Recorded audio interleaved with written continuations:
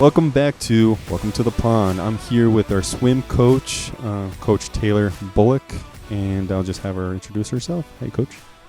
I'm Coach Polo. This is my first year coaching swim at CCA.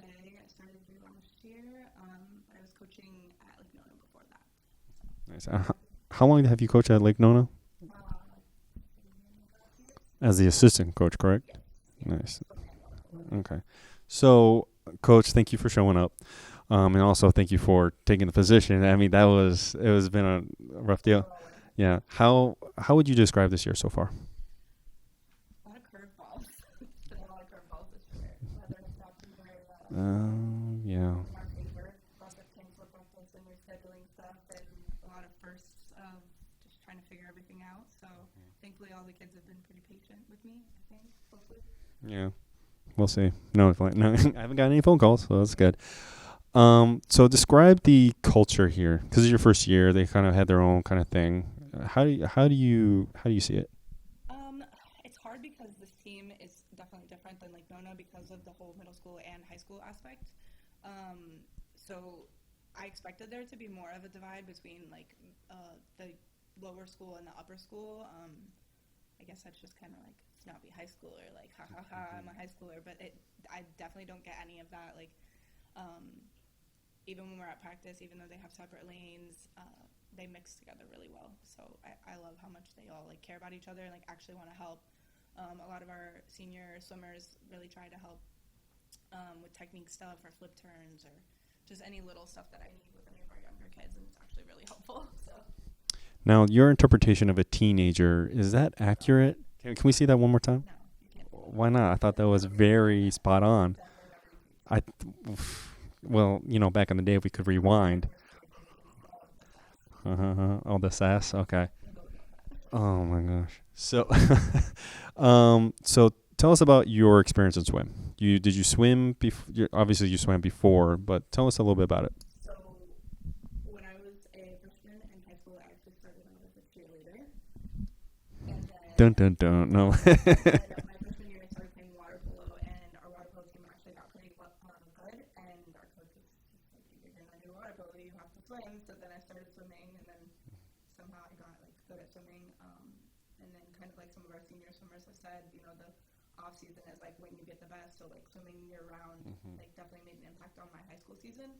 So I only swam in high school my sophomore, junior, and senior year, but that off season swimming made a big difference. And playing water polo, just being active in the pool makes a difference. So water polo. For those of you who don't know what water polo is, what is it? So it's kind of like a lot of different sports all mixed together. The goals look like soccer goals, and there's a goalie, and then there's 6 field players, but the ball looks like a volleyball, but the way you play and the plays that are set look like basketball. It's kind of a lot of different sports and wrestling because it's pretty physical. It's wrestling. Yeah. So wait. Building, So I pondered in the Olympics, and I've seen water polo before. I feel like that's what people talk like when they talk about water polo or polo. Polo. That's what polo. That's why I keep thinking. Is it kind of like polo? Well, yeah. I mean, there's no horses in the pool, but I mean, is the you have no idea why it's called polo. So the horses in polo and water polo is not the same rules. Have you ever tried polo? I've tried donkey polo once. Yes. I mean, my feet were touching the floor at the time. I mean, because it's a donkey, right? But yeah. So it kind of moving along. Well, there's a stick. Well, they don't move. They're stubborn, right? Donkeys, they're stubborn. So why are you laughing? I'm trying to have a serious conversation. Okay. The donkeys are stubborn, and you're trying to hit it like a mallet with the ball. So, would you describe water polo simple? Nothing like polo, but would it be more like Quidditch from Harry Potter? Yeah. If only. I can picture people playing Quidditch on land, and that's kind of in the Olympics they have this sport, handball.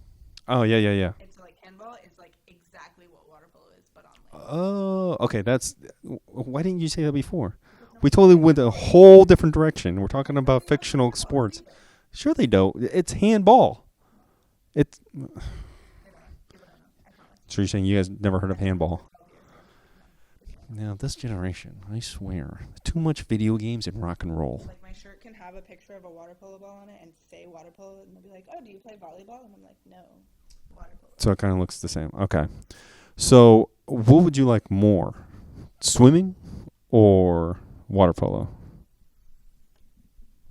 Personally, Mm-hmm.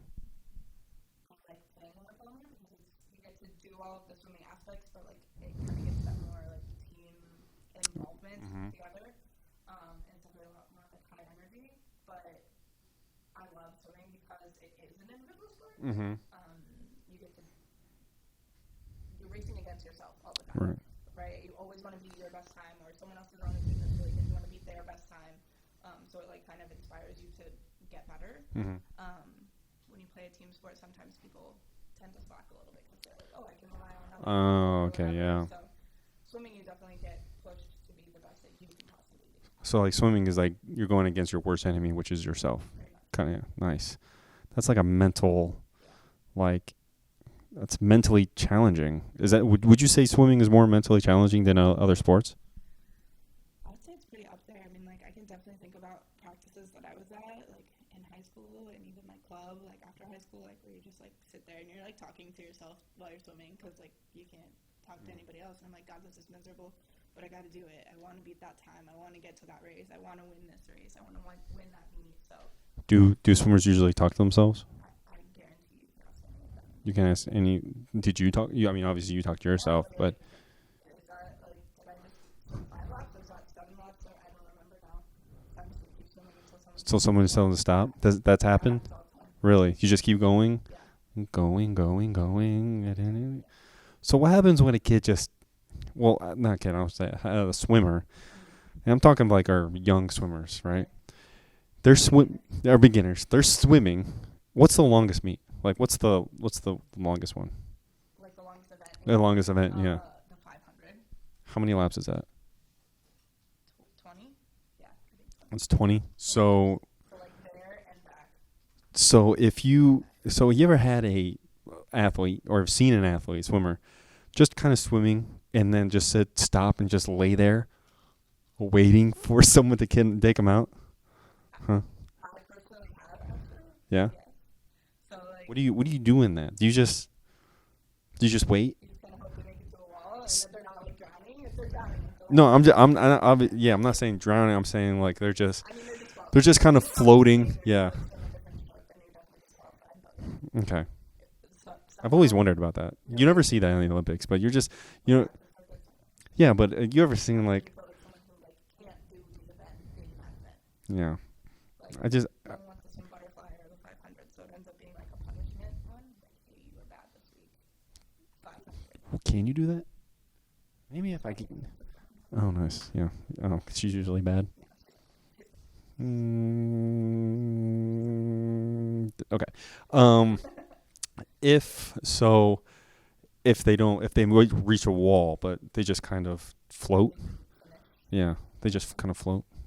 Can they float there?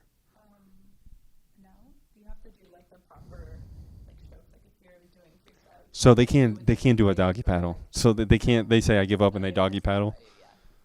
Yeah, like an actual meet with like actual like refs and officials and stuff. Like, they'll definitely disqualify you.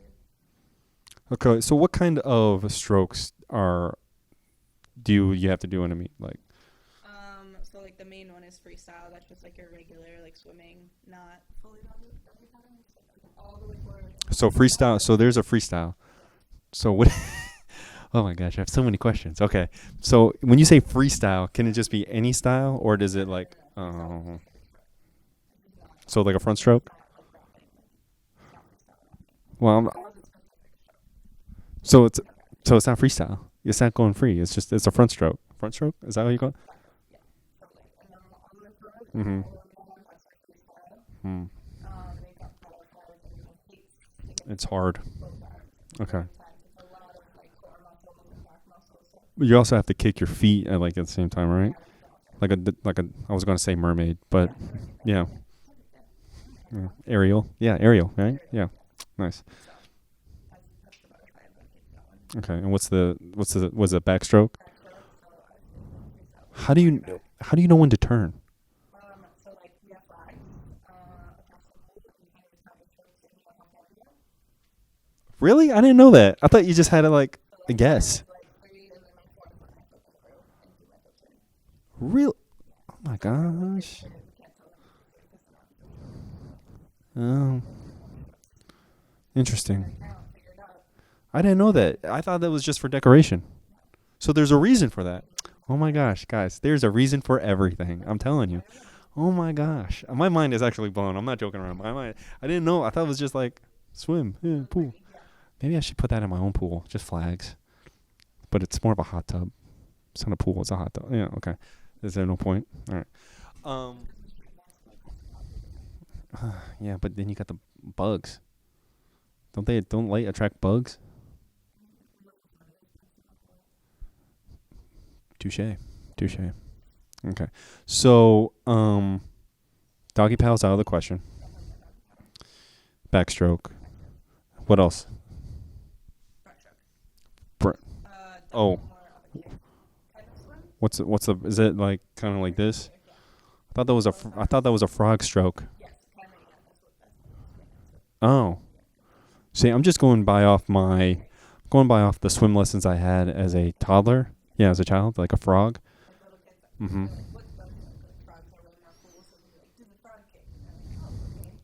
But how do frogs kick? I feel like that's a not a natural movement for us. Is that why it's tough?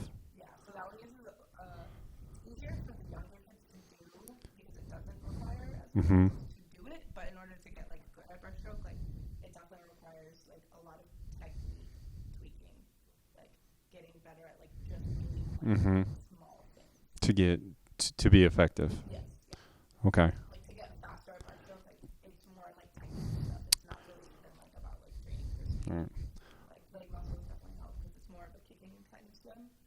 Like versus when you're doing like freestyle or breaststroke, you're Right. using your arms a lot more, so you can rely on your arms. So how do you prepare for meets like in practice and stuff? I know obviously you have to be in the pool to practice, but like you said, weather is not on our side. So what else would you do? So we try to do a lot of dryland just to get muscles, working a little bit, gain some muscle mass there. Try to do some stretching just to make sure nobody's getting hurt. And then I just try to make sure that everyone's prepared. We talk about all the technical, like little things like flip turns and stuff like that that really make a difference when it gets swimming, especially when they're doing something that could get them disqualified. So like having those conversations about like these things could get you disqualified. It's not just enough for them to know like this is breaststroke because there's like special things you have to do off of a start or a turn or something like that. If you're doing a weird stroke or your kick looks a little different, like they could disqualify. So a lot of coaches on programs concentrate on strength training, okay, weightlifting, things like that. And I know like Michael Phelps, I'm going off Michael Phelps, whatever. He does a lot of strength training, but is it important for swim? Yes or no? Yeah. Why? I mean, I think it's important for every sport. Like if you want to get better at things, like training your muscles to do that thing, and like strengthening the muscles that you use to perform that action are gonna make you better. Okay. I mean, you think about football, if you're training and you're running, like you're working out your legs are gonna get strong. You're gonna be able to run faster. You're gonna be able to run longer.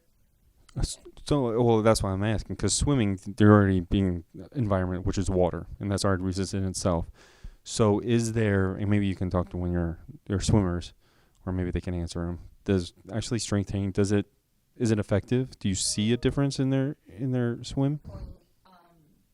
To get better and get faster times, then that strength plays in. At least that's how it was for me personally. Like at some point, I was like, okay, now I know how to do this stroke, and I kind of have the endurance to swim a whole race. Now, how do I get faster? And that's when you focus on those little technique things, and that's when you focus on the strength training. Nice. So, Coach, we are in a process of bringing more people into our games, meets, stuff like that. what would you want to tell to our fans, basically our students, to, hey, come to our meets? Why would they want you to come, or why do you want them to come?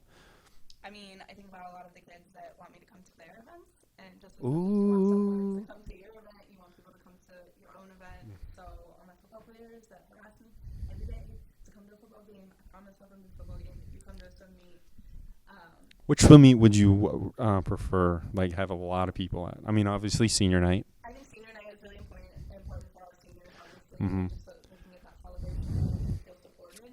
But almost all of our swim meets for the rest of the season, with one other away meet, most of them are home meets. Mhm. Corner, and just that little bit of support. Right. Any of their friends or anybody at the school or staff makes a difference. Now, here's a question: is there like a chant that like people can say to show support instead of just, because my first experience at a swim meet, there was just people screaming the whole time, like ah! but and I'm like, that's very intense, and he was kind of spitting in my ear at the same time too. So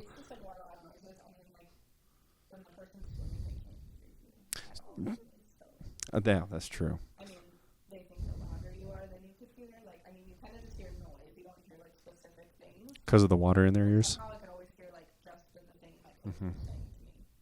So somehow that It just cancels out. you hear the coach saying the thing to you. So, But when the stands are cheering, it's nice to have that amp up before yeah, and after the race, but, like, during the race, like, got it.